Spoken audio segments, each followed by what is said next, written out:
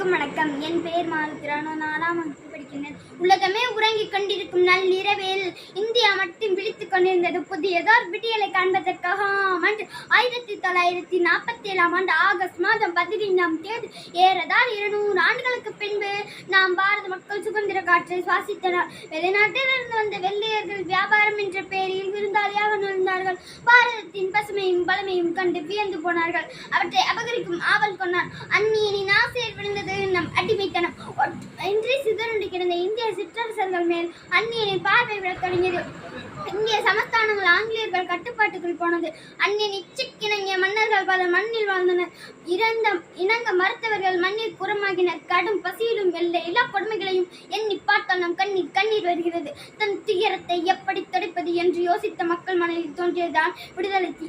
அதுவே 1857 முதல் சுதந்திர போர் வெடித்தது.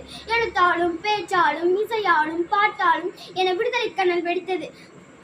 கையில் கொடியோடும் வந்தே மாதரம் என்ற முழக்கத்தோடும் ஒரு வீட்டிற்கு ஒரு குடிமகன் முன் வந்தான். இப்படிப்பட்ட சுதந்திரம் கிடைத்ததனால்தான் நம் பள்ளியில் இன்று 80வது சுதந்திர தினத்தை சிறப்பாக கொண்டாடினோம். நன்றி, வணக்கம். வணக்கம். என் பெயர் மாருத்ரா. நான் 4ஆம் வகுப்பு படிக்கின்றேன். உலகமே உறங்கிக் கொண்டிருக்கும் நள்ளிரவில் இந்தியா மட்டும் விழித்துக் கொண்டிருந்தது. புதியதோர் விடியலை காண்பதற்காக 1947 ஆகஸ்ட் மாதம் 15ஆம் தேதி ஏறதால் 200 ஆண்டுகளுக்கு பின்பு நாம் பாரத மக்கள் சுதந்திர காற்றை சுவாசித்தனர். வெளிநாட்டிலிருந்து வந்த வெள்ளையர்கள் வியாபாரம் என்ற பெயரில் விருந்தாளியாக நுழைந்தார்கள். பாரதத்தின் பசுமையும் பலமையும் கண்டு வியந்து போனார்கள். அவற்றை அபகரிக்கும் ஆவல் கொண்டார். அந்நியனின் ஆசையில் விழுந்தது நம் அடிமைத்தனம். இன்றி சிதறுண்டு கிடந்த இந்திய சிற்றரசர்கள் மேல் அந்நியனின் பார்வை விடத் தொடங்கியது. இந்திய சமஸ்தானங்கள் ஆங்கிலேயர்கள் கட்டுப்பாட்டுக்குள் போனது. அந்நியன் இச்சைக்கிணங்கிய மன்னர்கள் பல மண்ணில் வாழ்ந்தனர். இணங்க மறுத்தவர்கள் மண்ணில் புறமாகினர். கடும் பசியிலும் எல்லா கொடுமைகளையும் எண்ணி பார்த்தால் நம் கண்ணீர் வருகிறது. தன் துயரத்தை எப்படி துடைப்பது என்று யோசித்த மக்கள் மனதில் தோன்றியதுதான் விடுதலை தீ. அதுவே 1857 முதல் சுதந்திர போர் வெடித்தது.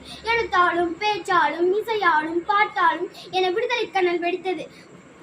கையில் கொடியோடும் வந்தே மாதரம் என்ற முழக்கத்தோடும் ஒரு வீட்டிற்கு ஒரு குடிமகன் முன் வந்தான். இப்படிப்பட்ட சுதந்திரம் கிடைத்ததனால்தான் நம் பள்ளியில் இன்று 80வது சுதந்திர தினத்தை சிறப்பாக கொண்டாடினோம். நன்றி, வணக்கம்.